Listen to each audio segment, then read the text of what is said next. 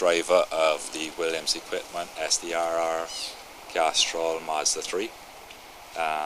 Been competing in the Rally Club events for since 1990 now.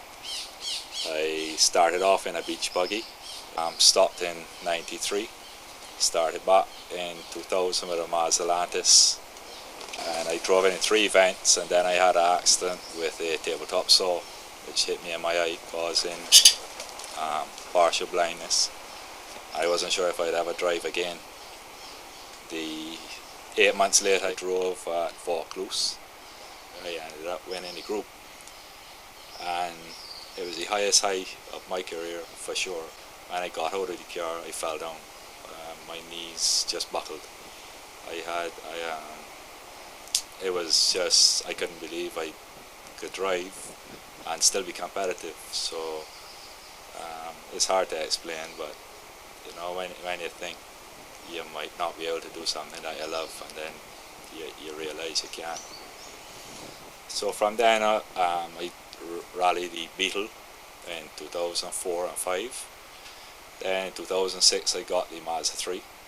I went through different navigators, and then Sue started with me in 2007, and from there formed a good partnership.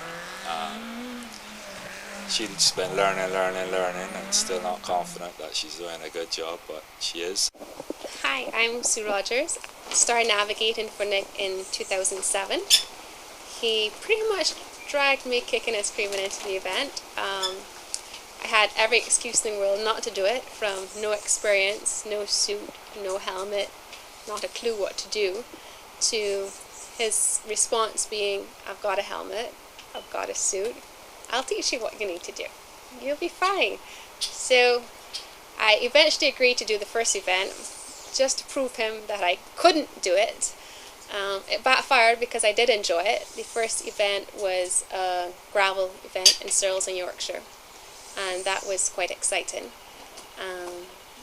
Then the second event was a tarmac event, and well, that's where I learned I get car sick.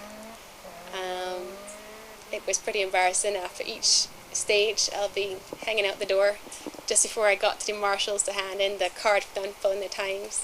I mean, I felt green, very green. We started competing with this car in 2006 Rally Barbados. Went through a lot of teething problems. It didn't finish the rally due to fuel issues. Went on, sent the car back to England. It was further prepared. Went to Rally Jamaica. Finished that. Did pretty good up there, although way off the pace. Came back to Barbados and the car continued having teething problems for a couple of years. Eventually it got better and better and better.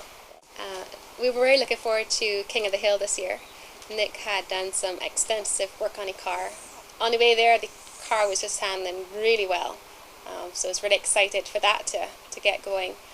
It was definitely, I think, by far the best it had been. I'd lightened the car quite a bit.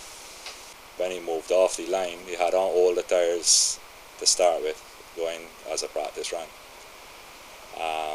Went through the first 2 corners and the car was perfect. So, too fast, too soon. Fortunate thing is when I reached the crest, 5th gear was due, and I told myself that there's only practice run, not to pull it.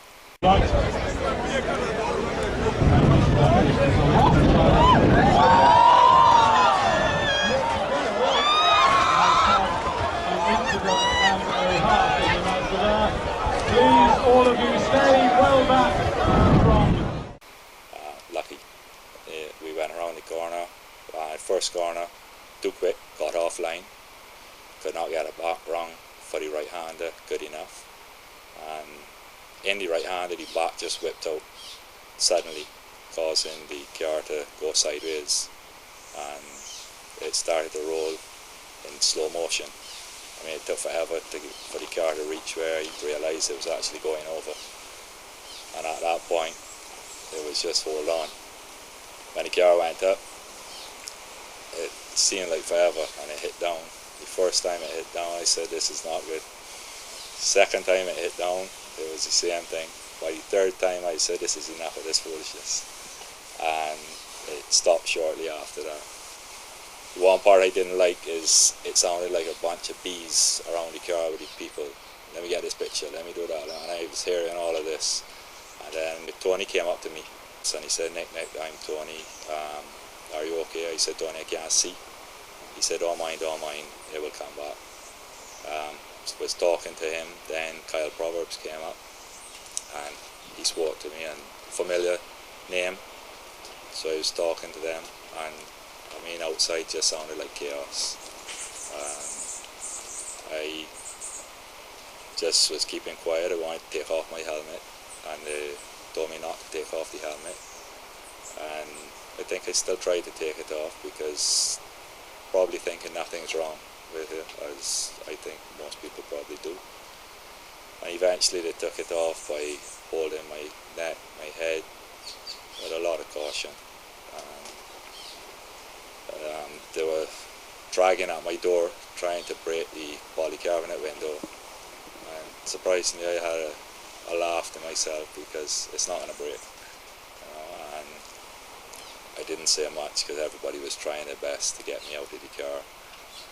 And eventually came out through the co-driver's side, and from then ambulance and to the hospital. Everybody was very good the whole way. I mean, I think we were well looked after and grateful to it. My perspective of the accident and the roll is almost complete opposite to what I've seen in the videos. We've pretty much determined it's 3 or 4 bounces as opposed to rolls. I felt I was fine, and I could see the windscreen was out, so I had an escape route. Took off the seatbelt. Somebody opened the car door. I don't think I actually opened the car door, so I got out. My concern was Nick, because when I looked at him, literally looking down at him, I thought he was rolling his eyes at me, and that was a big panic moment, because I'm fine, but Nick is not. But obviously there's some fuzzy bits in there. Like I remember taking off the helmet, but next thing I knew I was lying on the grass kind of thing. And I had the same issue Nick had, because I couldn't see either. Out of my right eye, I could see from my left eye. So they actually taped down both to make sure I didn't strain in my eyes. So I considered I was still fine. I was still worried about Nick. But when we went into the hospital, I found out I had a deflated lung, punctured lung.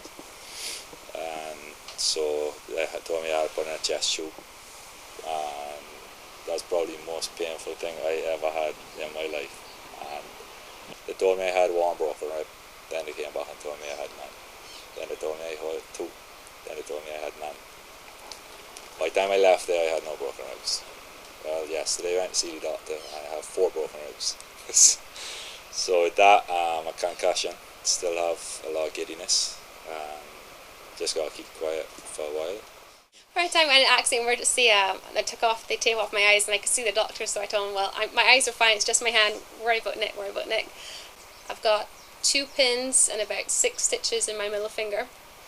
My 4th finger, the ring finger, is fractured as well, but how that's fractured, that didn't require anything doing to it. I've got some vision back in my right eye. I can actually read a couple letters on a chart before I couldn't even see the chart. So all in all, partial vision in the right eye, left hand a little bit disfigured at the moment in time, but both are expecting to come back 100%. So not with that will happen. Decided that this year was going to be my last year of navigating. As Nick mentioned before, I keep telling him he needs a better navigator. He's gotten the car working better, and I think a more experienced navigator will help give him that extra edge. So I want him to go on to bigger and better things, because he's already on the way there. Right now he's just taking it easy and recovering. Doctors said he got at least 8 weeks to keep quiet, so there's no sense trying to prove them wrong. We would like to thank everybody that helped us in the accident before, during and after, and the ambulance crew, Shawnette Howard and John Wiltshire, along with Roger Seeley, who was a spectator, a doctor who helped us, went with us to the hospital. For me, for us, they made it a very comfortable, relaxing ride, informing us of what was going on and so on. So thanks everyone for their assistance.